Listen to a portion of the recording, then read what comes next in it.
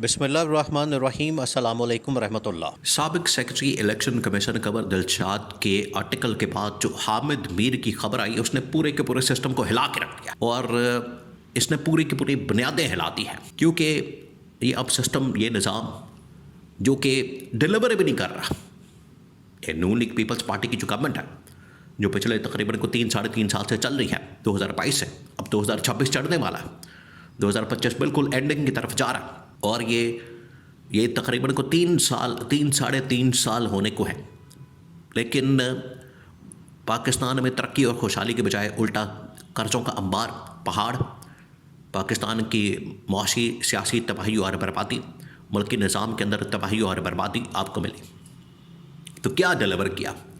और इसके ऊपर ये सिर्फ पाकिस्तान के अंदर बात नहीं करते, इंटरनेशनल इदारों ने, IMF, वर्ल्ड बैंक, यूरोपीय यूनियन, कॉमनवेल्थ, अक़वाम मुत्तहिदा, अमेरिका, इन लोगों ने बाकायदा तौर पर रिपोर्ट्स के अंदर ये चीज़ें मेंशन करके पाकिस्तान के ऊपर एक बम मारा, इस गवर्नमेंट के ऊपर, इस हुकूमत के ऊपर, कि ये टोटल आपकी कारकर्दगी और औकात है।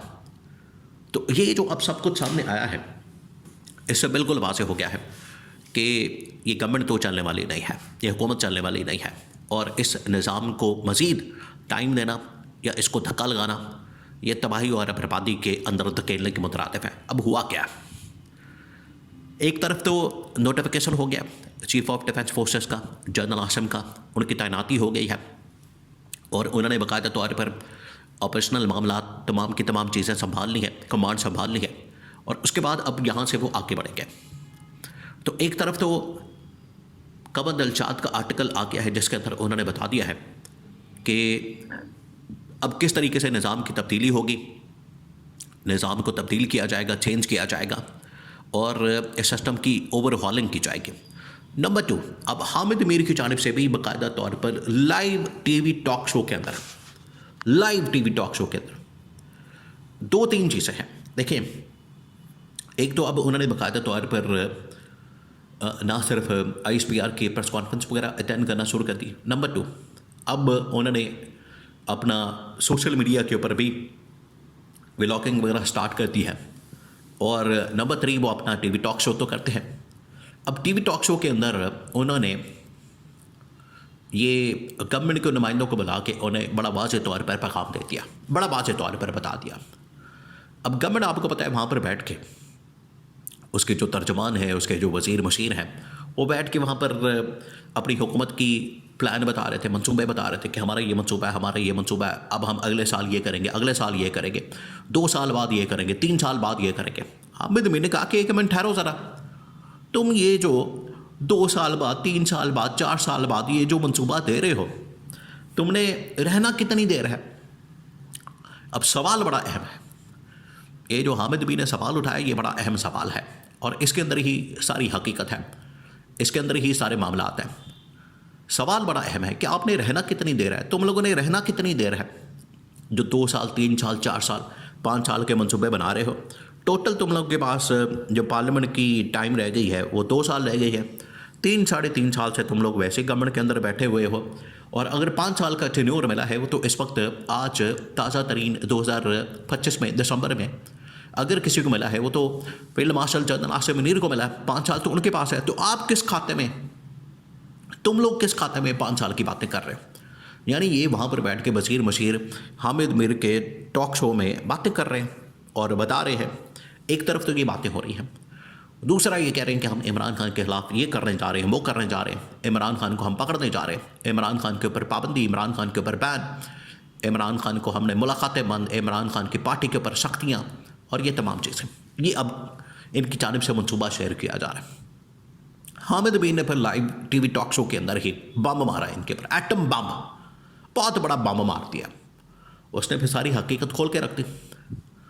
उन्होंने कहा कि देखिए, मेरे पास बड़ी क्रेडिबल सोर्सेज से खबरें मौजूद हैं, क्रेडिबल सोर्स है पाकिस्तान में, आपको पता है, या तो जो इस्टेब्लिशमेंट के नुमाइंदे वो आके आपको खबर देंगे, वो बता देंगे कि हकीकत क्या है, पीछे चल क्या रहा है और मुस्तकबिल में क्या होने वाला है आने वाले दिनों में। फैसल बाडा को आप सुन लें, आपको पता लग जाएगा। आप उसको सुनेंगे तो आपको जो मुस्तकबिल का मंजरनामा है, फ्यूचर का जो मुस्तकबिल का मंजरनामा है, वो पूरा का पूरा पता लग जाएगा, आपको अंदाज़ा हो जाएगा कि इस्टेब्लिशमेंट के शहर में क्या उनका मंसूबा क्या है, वो चाहते हैं क्या, करने क्या जा रहे हैं।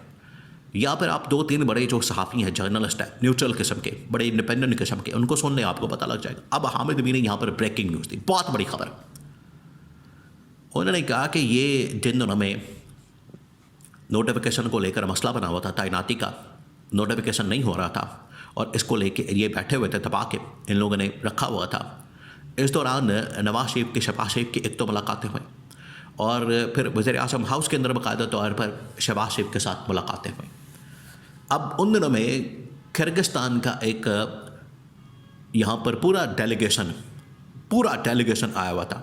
एक तो इनकी आप डिप्लोमेसी का या फॉरेन पॉलिसी का अंदाज़ा यहाँ से करें कि इनके पास अब मुल्क कौन से बचे हैं, यानी ताकतवर ममालिक को छोड़ के अब ये कहाँ आ गए, उज़्बेकिस्तान, किर्गिस्तान, तुर्कमानिस्तान, युगांडा या फिर साउथ अफ्रीका के कुछ ममालिक, वो पुराने ममालिक, पत्थर के ज़माने में रहने वाले, जंगलों में रहने वाले, रेगिस्तानों में रहने वाले, उन ममालिक के साथ, या ये तुर्कमानिस्तान या किर्गिस्तान या इस तरह के ममालिक इनके पास बचे हैं।